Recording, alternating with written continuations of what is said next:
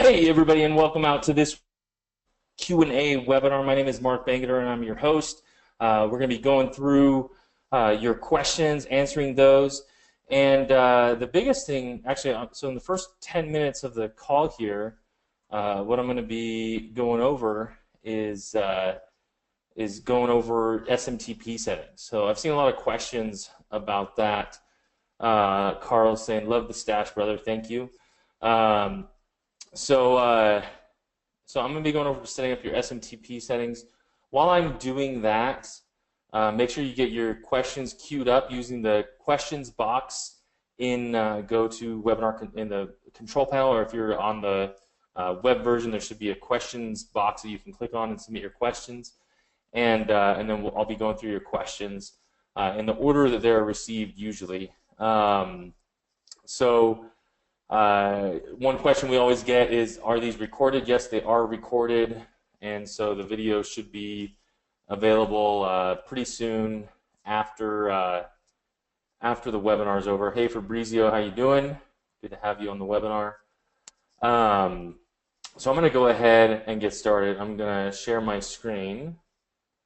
Carl's asking if we're going to be going over membership funnels. I'm not really going to be going over membership funnels, but if you have a question specific to membership funnels, we can cover that as well. So I'm going to turn off my camera and then share my screen. Actually, that's not what I want to share. I just want to share Google Chrome. Let's get the right one here. There we go. All right. So, I'm going to go into my account settings, SMTP settings right here. Now, I have a Mailgun in here, and I think that I set this up just so that I could create the documentation on how to set it up with Mailgun. But what I recommend usually is using SendGrid, just because especially if you're just getting started, because they have a free account for up to 12,000 emails. And so you go to SendGrid.com, click try for free, and then you would get signed up here. So you have the free 12,000 per month plan. You set up a username, password. Make sure you remember the username and password. Copy those to a notepad or something like that, because you're going to need those. Confirm your password and email address, and then you're going to click create account. And then what's going to happen is they're going to send you an email to confirm your SendGrid account. And then you're going to click on that, and then once you do that, it's actually going to ask you to provide more information about your business. Tang Diva is asking, is SendGrid like GetResponse? No, so the difference with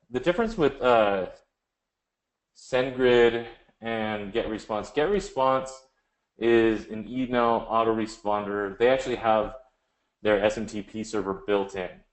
The difference is with Actionetics and ClickFunnels emails. So even if you don't have Actionetics, but you're sending emails from your funnels or email notifications when somebody purchases, you still need the SMTP service. And so the way I like to explain it is that Actionetics is where you create your emails. And so let's just say, let's compare it to actual mail, physical mail. So you write your letter, you stick it in an envelope, that's Actionetics, and you address it, that's Actionetics. And then the SMTP service is the mailman who picks it up and delivers it. So Actionetics is where you create your emails, your autoresponders, action funnels, things like that. Then the SMTP service is what actually delivers that to the end user.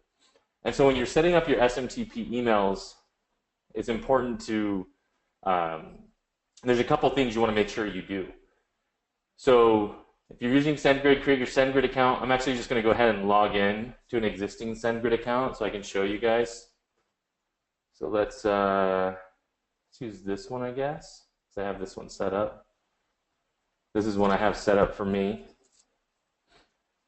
Carl's asking, are Mandrill and SendGrid good to use together? So you wouldn't actually use them together. They actually do the same thing. And if you want to use Mandrill, you would actually need a paid MailChimp account.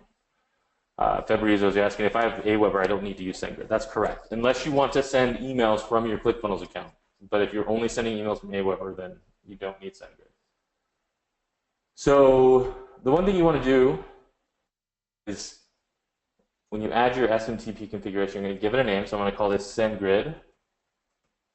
If you have multiple SendGrid accounts, you can say which one that is. Your from name. Once you set this, you really don't want to change it because that can affect your email deliverability as well as your from email. And so you always want these to be the same. So make sure you set these the first time and leave them, because what happens is when your emails get delivered to a Gmail account or any other account, they're going to get added to the contacts. So if you go changing this from email or the from name, then it has to create a new contact, and so you're not going to be recognized. For SendGrid, you're going to send from smtp.sendgrid.net. The SMTP port is going to be 587. Then remember I said to remember your username and password. This is where you input your username, not your account email. So you're going to add your username and password. Then your SMTP domain. This one's important as well. Jim's asking, better to use a personal name or a business name? So I'm not 100% sure on that one, Jim, but I would recommend using your name, because essentially when you're looking at like Gmail, for example, one of the problems with Gmail is that they have their promotions tab, and that's where business email ends up. So if your email looks like it's from a business, if it's from a business name, it's more likely to end up in the promotions tab. So like I said, I don't have data on that specifically, but I would recommend using your name, so that way it doesn't look like it's from a business. Back to the SMTP domain here, you can use SendGrid.net, but what I recommend doing is white labeling your domain in SendGrid. And so once you've set up your SendGrid account, there's actually a couple of things you need to do. Now, you can add all this stuff and you're totally fine. You actually don't even have to add a footer here, and it'll add your unsubscribe link automatically to your emails, but it's going to be this really long, ugly looking link. And you also want to make sure you have your business physical address here in the email to be compliant with CAN-SPAM regulations. So what I do is I like to use a little bit of HTML here. So I'll use a center tag to center everything, and then a paragraph tag. And if you don't know HTML, this is pretty basic. What I'll do is I'll actually I'll copy this and paste this in the chat, so if you want to use this. So let's see, address, city, state, zip, and then you would want another paragraph for your unsubscribe link. So I'm going to do paragraph, I might create a link,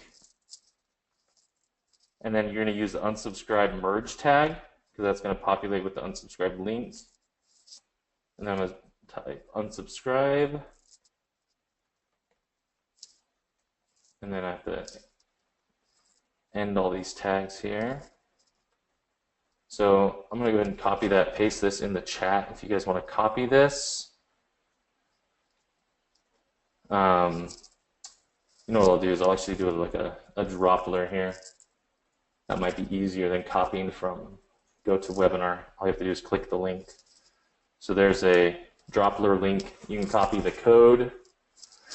And so, yeah, so that's going to be my footer for this.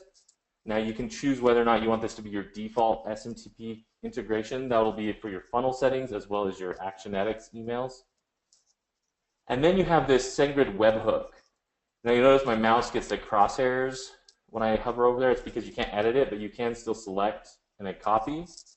And then so you're going to copy that to your clipboard. You're going to go over to SendGrid, go to Settings, go to Mail Settings, and then go to Event Notification. You're going to click the On button here. I actually need to click Edit. So this is what it'll look like. You paste that URL in here, and then you want to select Dropped, Bounced, Unsubscribed, and Marked as Spam. And this is so that SendGrid can let ClickFunnels know when these events are taking place with the emails. So then you click this little blue check mark right here. It's not obvious at all, but that's actually how you save these settings. So you click the little blue check mark. And then you want to go to white labels. And this is what I was talking about before with this SMTP domain. Hi Nina, yeah, this is being recorded, and it will be up on our support desk probably a little later today. So as far as this white label domain goes, what you're going to do is you're going to come into the white label here, and you can add a domain. So you can either select a domain, already have a domain set up in here, or you can use a new domain. So let's just say I'm going to do a new domain. I'm going to do funneldoc.com, and then I want my subdomain. This is going to be something that you'll never use for a website. So you can use like mail notifications or something like that. I'll click Save, and then it's going to tell you that you have to validate it. And so now you're going to get all these CNAME records. Now, you're going to have to add these CNAME records either to your domain registrar, or if you're using Cloudflare for your domain in ClickFunnels, then you would add these CNAME records to Cloudflare. Once you add these CNAME records, you click Validate Record, and then you can use that SMTP domain here. So I would just use mail notifications at funneldoc.com, or dot, sorry, not at. And then this is actually the from. I would want to use the same domain. So if I use like mark at funneldoc.com, and that's it. So once I've done that, and the benefit to using the white label domain is it's going to increase your email deliverability. So just a couple of other tips on email deliverability. Make sure that you don't use too many images. Probably just use like one image in your emails. For links, you can use up to 3 links. 2 is better, 1 is best. The unsubscribe link doesn't usually count. And make sure you're always sending from the same email address and from name. So that's about it, what I wanted to cover for the SMTP. I know that was really fast, and so this is being recorded, like I said.